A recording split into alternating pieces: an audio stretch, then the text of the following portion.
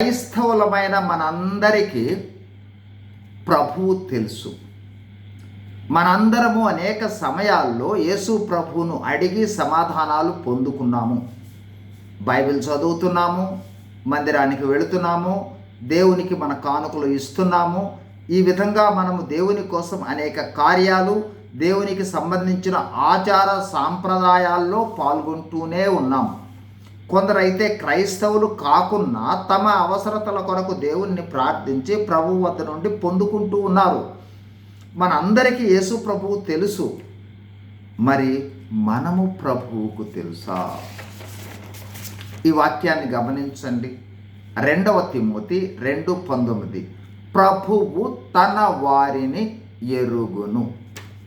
ఈ వాక్యం మనకు తెలియజేయనిది ఏమనగా, ప్రభువుకు తన వారెవరో తెలుసు.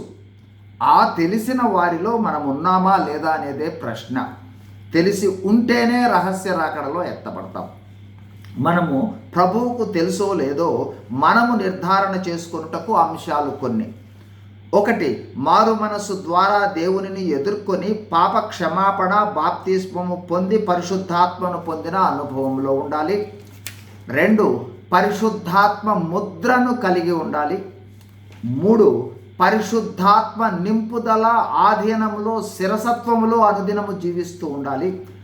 4, ప్రభురాత్రి భోజన సంస్కారంలో యోగ్యముగా సరిచేసుకుంటూ పాలు పంచుకుంటూ ఉండాలి. 5, పాపములపై విజయము సాధిస్తూ పవిత్రముగా జీవిస్తూ ఉండాలి. 6, దేవుడు మన కొరకు ఏర్పరిచిన సత్క్రియలలో పాలు పంచుకుంటూ ఉండాలి. 7, సంఘములో అంగముగా అంటే క్రీస్తు శరీరములో ఒక అవయవంగా దేవుడు మనకు ఏర్పరిచిన పనులను నిర్వర్తిస్తూ ఉండాలి.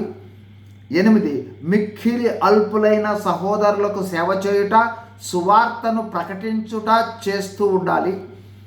9, అపోస్తుల బోధ, సహవాసము, రొట్టె విరుచుట, ప్రార్థించుటలో ఎడతెగక కొనసాగుతూ విశ్వాసములో సడలక దేవునితో ఎడతెగని సహవాసం కలిగి ఆయనను ఆత్మీయ నేత్రాలతో ఎల్లప్పుడూ వీక్షించే అనుభవాన్ని కలిగి ఉండాలి. God bless you. Thank you.